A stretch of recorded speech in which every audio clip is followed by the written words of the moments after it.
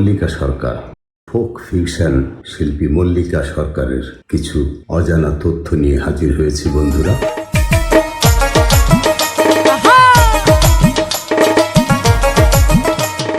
সুনির্দিষ্ট জীবনী যেমন জন্ম তারিখ বা সঠিক গ্রাম সংক্রান্ত তথ্য পাবলিক ডোমেনে বা অফিসিয়াল কোনো নথিতে বর্তমানে সীমিত বা পাইনি। তবে সঙ্গীত জীবন ও শিল্পী হিসেবে তার পরিচয় নিয়ে একটি সংক্ষিপ্ত প্রতিবেদন নিয়ে হাজির হয়েছি বন্ধুরা।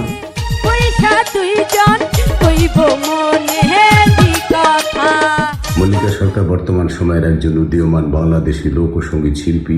তিনি মূলত ডিজে বাউল হিসেবে সোশ্যাল মিডিয়ায় ব্যাপক পরিচিতি লাভ করেছেন। গ্রামীণ লোকজ সুরকে আধুনিক বাদ্যযন্ত্র এবং ডিজে বিটের সাথে সমন্বয় করে গান পরিবেশন করাই তার মূল বৈশিষ্ট্য। জন্ম ও প্রাথমিক জীবন। মল্লিকা সরকারের সঠিক জন্মস্থান বা পারিবারিক বিস্তারিত তথ্য জনসমক্ষে খুব একটা পাওয়া যায়নি বন্ধুরা। তবে বিভিন্ন ইউটিউব চ্যানেল এবং স্থানীয় স্টেজ প্রোগ্রামের তথ্য অনুযায়ী তিনি বাংলাদেশের উত্তরাঞ্চল ও ময়মনসিংহ অঞ্চলের লোকজ সঙ্গীতে বেশি সক্রিয়। তিনি প্রখ্যাত বাউল শিল্পী রশিদ সরকারের একনিষ্ঠ ভক্ত এবং তাকে ওস্তাদ বা আদর্শ হিসেবে মান্য করেন।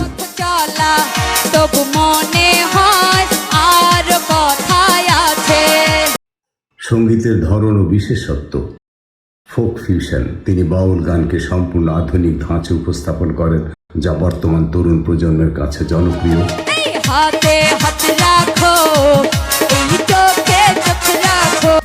মল্লিকা সরকার তার আবেগঘন বিচ্ছেদ গানের জন্য বিশেষভাবে পরিচিত।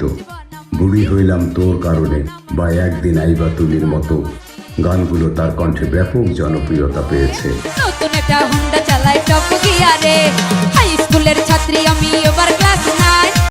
ডিজে বিটের বাইরেও তিনি প্রথাগত বাউল, পালা গান এবং মুর্শিদি গান পরিবেশন করেন।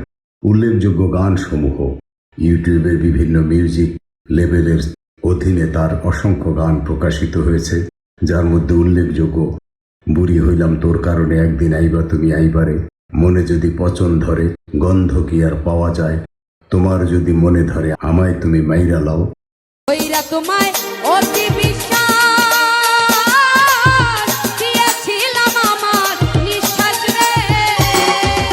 মল্লিকা সরকারের জনপ্রিয়তার প্রধান মাধ্যম হলো ইউটিউব এবং ফেসবুক। নেট্রো, বাউল মিডিয়া, একা মিউজিক এইচডি এবং সাদিয়া সাউন্ডের মতো প্ল্যাটফর্মগুলোতে তার গানগুলো নিয়মিত কয়েক লাখ ভিউ পেয়েছে।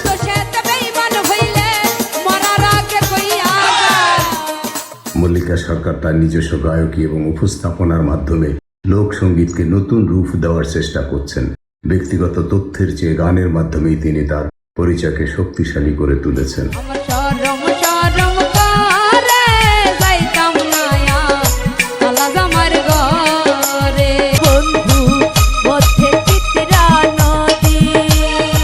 মনে যদি পচন ধরে, গন্ধ কি আর পাওয়া যায়। মল্লিকা সরকারের গান, ভালো লাগা গানগুলো শেয়ার করে বন্ধুদের শেখার সুযোগ করে দিন।